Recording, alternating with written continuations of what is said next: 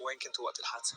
ظرف الدعوة اللي بعتيها للكل وشو كان مكتوب عليه؟ ظرف الدعوة كمان كان لونه أبيض. سمعت في حدا بالغرفة اللي جنبنا عم يقول رح أقتلك، والشخص كان حازم. وكالين بالفيلا. آدم آدم آدم آدم، وين سرحان؟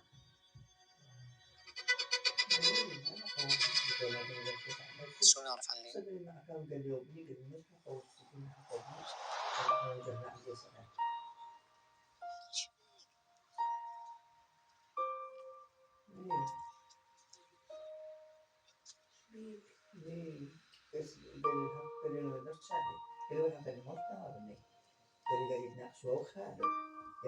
ليه هو ليه؟ أنا مش فاهمة شو عم بصير.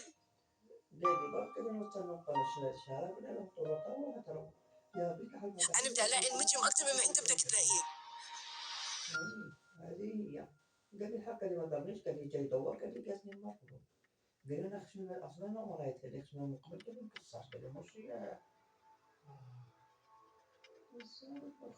كنت معجبة فيه كتير مع إنه ما كان معبرني، بس مع هيك ضليتني أحبه.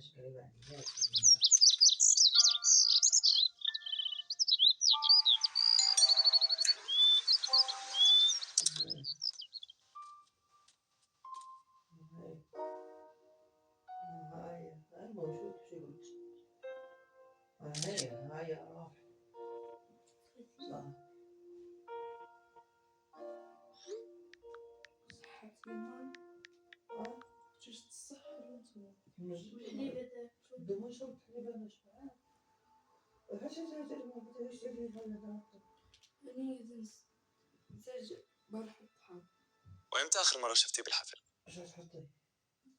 آخر مرة شفته عند المسبح، وما كنت متوقع أصلا إني يجي على الحفلة. كنت عم بحاول إنه نقعد نحكي لحالنا. كان عم يحكي لي إنه بده يلاقي الدبدوب قبل كل حدا، وكتير كان بده الدبدوب، بس ما فهمتش ليش.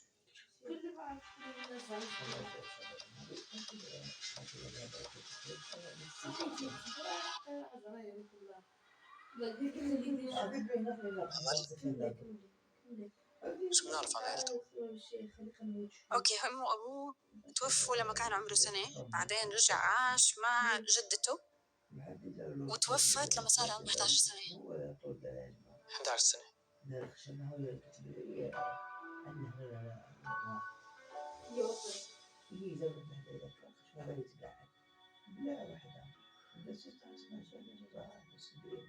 لين؟ تعتقدي الدبدوب له أي سبب متعلق ماضي أو سته؟ هو كان بيحب سته كتير، وكان دائما بعد المدرسة يروح يركض على البيت بس عشان يروح يدير باله عليها. وواضح ما كان تمام، بس إنه ما عمره كان يهمه أصلا المصاري، فما أعتقد الدبدوب له دخل بغرض مادي. وين راح بعد ما دخل الفيلا؟ بعدها ما شفته بالمرة، بس بعد ما راح إجا حازم. حازم.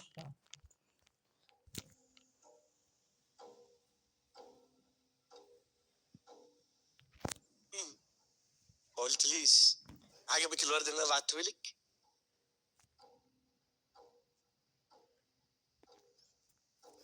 مش عارف عجبك كيفي، شحال مش معبرك. ليه؟ لما انطفت الكهرباء وطلعتوا للمسبح برا، احنا وقت الجريمة، كنت أول وحدة.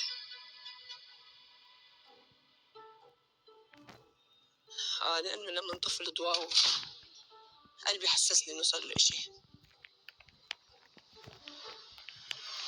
بس في إشي،